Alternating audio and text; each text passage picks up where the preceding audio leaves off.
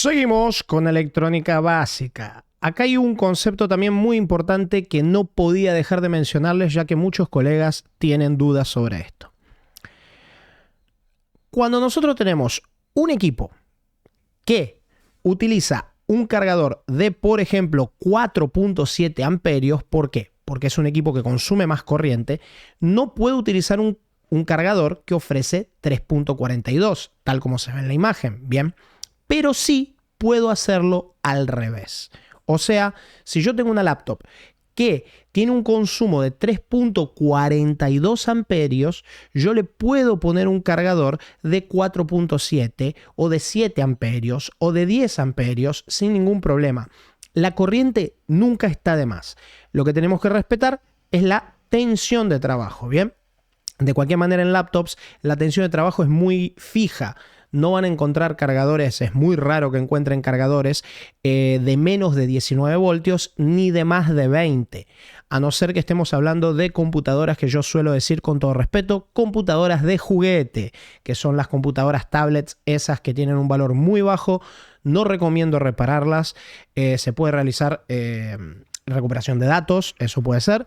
Pero las computadoras muy económicas, que son casi tablets, a veces vienen con cargadores de 5 voltios, 12 voltios y eso normalmente no lo trabajamos porque no se paga la reparación de eso. Valen muy barato y el cliente compra una nueva. Quitando eso, las computadoras de verdad, las computadoras de niños grandes, ¿no?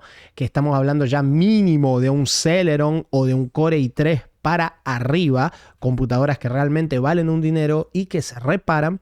Esas computadoras siempre vienen con cargadores de 19, 19 y medio, 20 voltios. Lo que puede variar tremendamente es la corriente que entregan esos cargadores. Como ya les dije, si tenemos un cargador bodoque de este tamaño de una gamer que tiene 10 amperios, yo con eso puedo encender un Core i3 que tiene 2 amperios de consumo sin ningún problema. La corriente nunca está de más. ¿Qué va a ocurrir? Va a ocurrir que el Core i3 va a consumir máximo 2 amperios y el cargador que puede ofrecer 10 va a tener 8 amperios de sobra. Va a trabajar holgado. Se va a cagar de la risa. ¿Bien? Pero si fuera al revés, si yo intento agarrar un equipo que necesita un consumo, que tiene un consumo más alto, que me consume 4, 5, 6, 7 amperios y quiero hacerlo encender con ese cargador de el equipo de 2 amperios, ¿no? Le doy un cargador de 2 amperios a un equipo que me va a chupar 4 amperios, 5, 6, 7 amperios, va a llegar un momento que ese cargador va a recalentar, se va a apagar, se va a proteger y cabe la posibilidad inclusive que se derrita o se queme o pasen cosas peores, ¿ok? No es tan normal en sí que falle la computadora, o sea, una computadora, si yo la alimento con un cargador que no va, como mucho se me apaga. No es normal que se dañe la computadora. La computadora va a exigir más corriente, nadie se la va a dar y el equipo se va a apagar. Es como si yo limito mi fuente de alimentación e intento encender un equipo. Pero sí, el cargador, al no tener tantas protecciones, principalmente si es un cargador chino, al no tener tantas protecciones como una fuente de alimentación regulable como las que nosotros usamos en nuestro laboratorio, si le exigimos más de lo que puede dar, estamos hablando de cargadores de laptops que se pueden literalmente derretir. Hemos visto casos de cargadores que levantaron mucha temperatura, se les ablandó el plástico, se deformaron de alguna manera, pueden ocurrir cosas desagradables, así que tengan cuidado. Siempre aprovecho este punto. ¿Ven lo que digo? Es llevar la electrónica básica a lo que ustedes van a aplicar en sus laboratorios. Cuando aprovecho este punto para decirles, tengan siempre algunos cargadores originales a mano. Por más que ustedes trabajen con la fuente de alimentación y con los cables y pines para alimentar laptops usando una fuente de alimentación, siempre es bueno tener cargadores originales, ¿ok? Para poder realizar ciertas pruebas o para poder dejar los equipos en prueba. Algo que nosotros siempre hacemos, reparamos un equipo, después el equipo se arma y después va a prueba. Cargamos y descargamos la batería, lo exigimos, lo estresamos. Entonces es importante tener cargadores para realizar esas pruebas. Muchas veces el cargador del cliente falla, además del equipo. O sea, llega el equipo, lo probamos con nuestra fuente de alimentación, el equipo no funciona. Entonces lo reparamos, va a la mesa de trabajo, Si recibiste el cargador del cliente, puede que la computadora con el cargador del cliente no te funcione. Y venís, volvés a tu fuente y decís, sí, anda. Y con el cargador del cliente no anda. Y ahí, ¿cómo lo vas a probar? Siempre es bueno tener algún cargador. Además, otro tema, empresas como Dell, ya lo vamos a ver en su momento, ¿no? Pero yo les voy adelantando cosas para que ustedes se vayan preparando también y absorbiendo el conocimiento de a poco. Empresas como Dell y Apple utilizan un protocolo llamado OneWire en sus cargadores, ¿bien? Apple ya está en otra línea, ya está en tipo C, digamos, pero todo lo que es MagSafe 1 y MagSafe 2 trabaja con identificación del cargador por medio de líneas de datos. Y Dell también.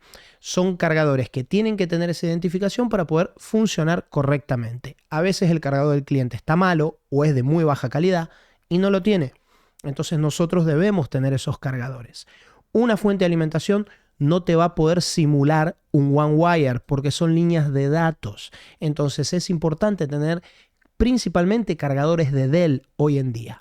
Si encendés una computadora Dell que no reconoce su cargador de manera correcta, lo que va a ocurrir es que esa computadora no te va a cargar la batería y te va a funcionar muy lenta. ¿Bien? Sigamos. Acá es un poquito de lo que ya les explicaba en el video anterior, en esta página del libro, relacionado con si la resistencia interna de un componente se altera, disminuye. El componente tiene una determinada resistencia. Si por adentro el componente se rompe, entra en corto una partecita de él, se daña, se altera, su resistencia interna disminuye. Entonces circula más corriente. ¿Ok? Y ahí es el momento donde se me puede generar un sobreconsumo o mínimamente un consumo más alto de lo esperado. Es el ejemplo que yo les di en el caso anterior, en el video anterior, donde, hey, tengo esta placa que necesita un 1.5 amperios para poder encender y me está consumiendo 1.8 y no me muestra imagen. Me está consumiendo 2 amperios y no me muestra imagen. Ok, tengo un componente, muy probablemente tenga un componente que me está generando un consumo más alto porque su resistencia interna disminuyó. Él permite que circule más corriente por él porque está roto. Bien. Ahora, ¿cuál de todos esos componentes? La fuente no me dice. La fuente solo me dice, tenés algo que te está consumiendo más corriente. Otro punto muy importante, ya que seguimos hablando de consumos, es, y nuevamente,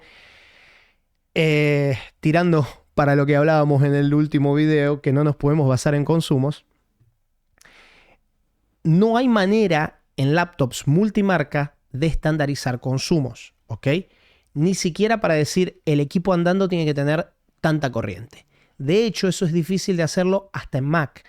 Ay, Cristian, pero las Mac son todas iguales. Hay un montón de modelos. Entiendan bien, principalmente si vienen de la telefonía. Esto no es como telefonía. Acá vamos a estar reparando equipos de hace 10 años atrás. La mayoría de ustedes repara equipos de 10 años atrás. Algunos reparan equipos de hace más de 10 años atrás. ¿Por qué?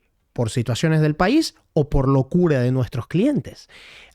Locuras o digamos, gustos. Bien, yo he recibido equipos de gente que colecciona Macs y que me han mandado una Mac del año 2009, más o menos 2008. O sea, he reparado una Mac de 15 años atrás porque el cliente quería repararla, porque la quiere coleccionar, porque tiene la de 2008, 2009, 2010, no sé. Bien, entonces paga por el trabajo, nosotros lo reparamos. Pero, y además, bueno, y no nos olvidemos que tenemos Macs del año 2010 que todavía son útiles, siguen funcionando. Un Core i7 del año 2010, 2011, en el 2011 estaban las Mac con Core i7, sigue siendo una computadora útil para un montón de gente. Y entonces, sumás que es una computadora cara de reemplazar, el cliente le tiene cariño y todavía le sigue tirando bien los programas que necesita, si necesita ofimática, por ejemplo, la reparan. ¿Y a dónde voy con todo esto? Que es muy normal a un técnico que repara computadoras que durante la mañana esté reparando una computadora del 2012. Durante la tarde está reparando un equipo ultra liviano del 2020 que consume menos de la mitad de lo que consume la computadora que vimos a la mañana. Y a la noche agarras una gamer que consume mucho más que todas las demás juntas. Entonces el consumo varía muchísimo, viejo.